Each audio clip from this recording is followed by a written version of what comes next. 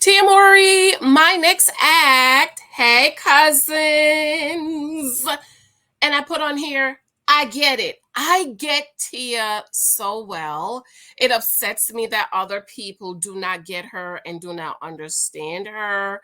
Did you watch Tia's first episode? I watched it yesterday, but I wanted to watch it as just somebody that's watching a show, not as a reviewer. And then I'm gonna go back and watch it again because I have my shows that I call my brainless shows. You know, those are shows that I don't need my brain.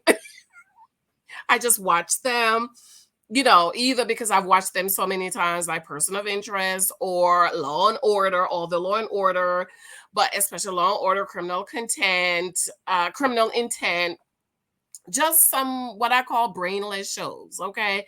Those are stress free shows. I don't need to do no work. I don't need to remember what happened. I don't need to take any notes. But there was something that Tia said that I was like, aha. But I'm going to rewatch it again as a reviewer. And I'm going to come back and review and say some things that Tia says. Okay. So be sure to subscribe, thumbs up, share this out. I absolutely love you. I adore you. Guess what? I am on vacation this week. And half of next week. It's my birthday. October 11th is my birthday. Okay. I am not showing my face because, girl, I took my braids out. Okay, I forgot. How do I take this down? I took my braids out and you don't want to see my hair. Okay, I'm gonna color it today and get it braided. Maybe I had scheduled on Thursday, but my cleaning service is coming on Wednesday. So I think once they leave, I'll go get my hair braided.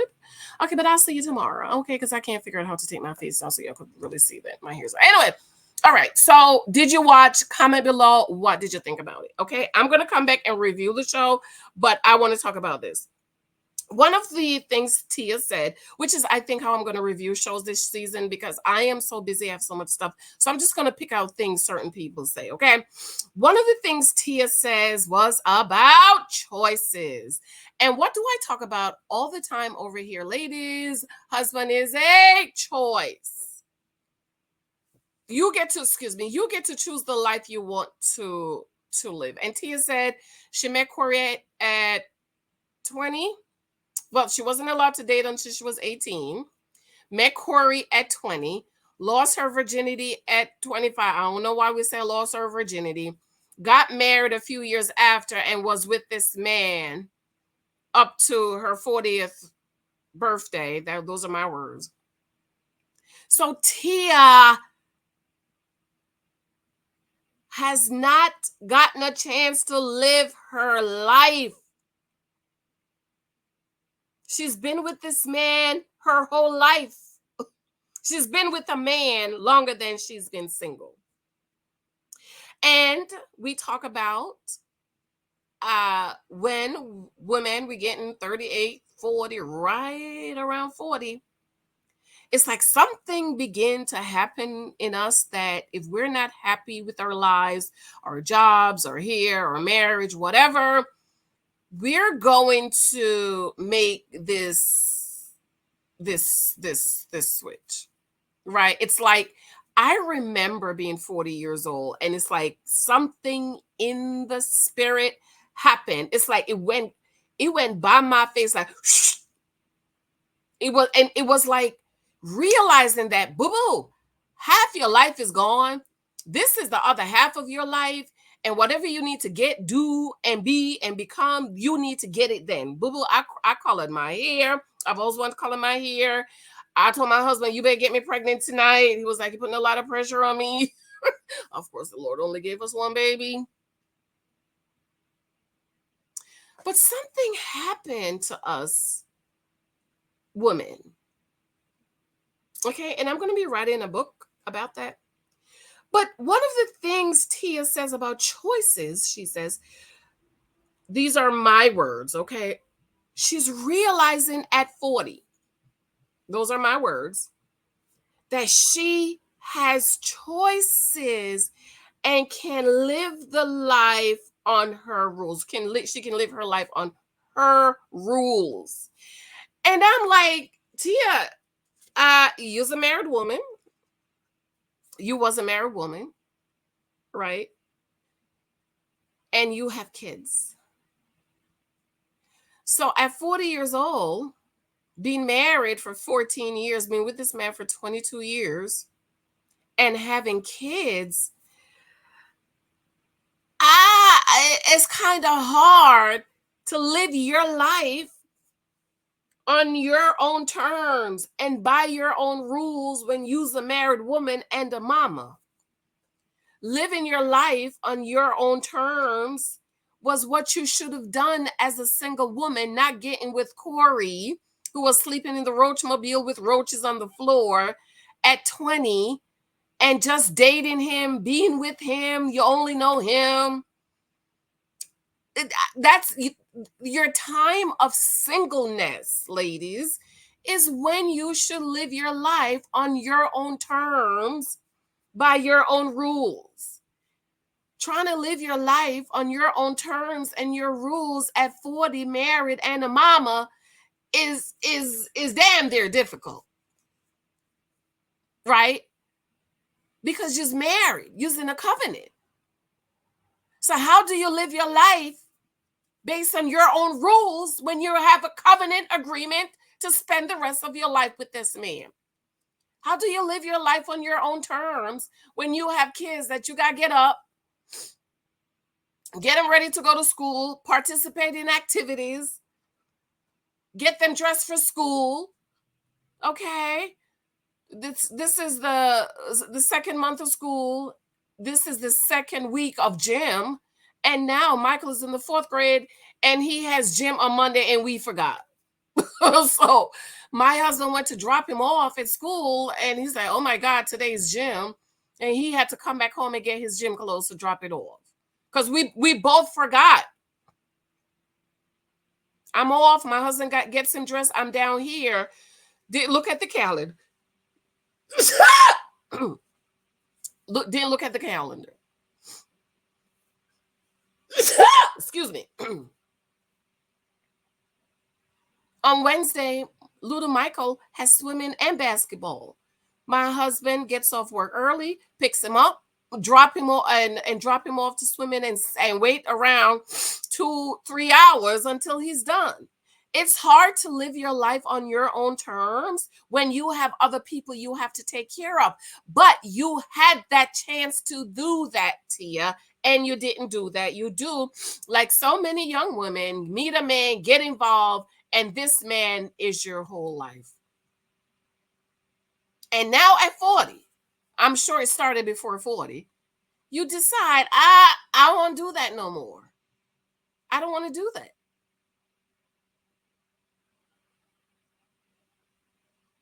And what another thing she said is that these are my own words, okay? Because again, I was half asleep, laying on the couch, girl. You know, you'd be dozing in and out. She said that women were basically created to cater to men. My words. Like when she saw him on the red carpet, an event that he's never been to, right? Mm-hmm. She said he looked uncomfortable and she wanted to go over and comfort him and tell him it's going to be all right. Because that's what women are created for. Because that's what she's been doing for 22 years. Those are my words, okay? I'm paraphrasing. And I think this is one of the things I'm trying to renew our minds on, ladies, is that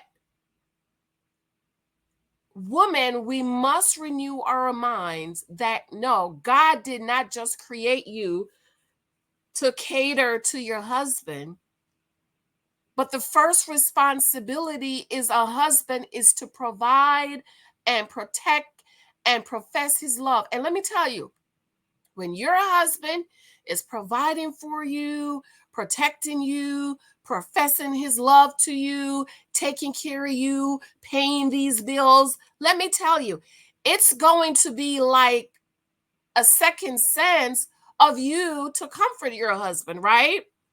Because marriage is an exchange. It's a give and take. It's not just me pouring out, pouring out. This is what we've been taught as women.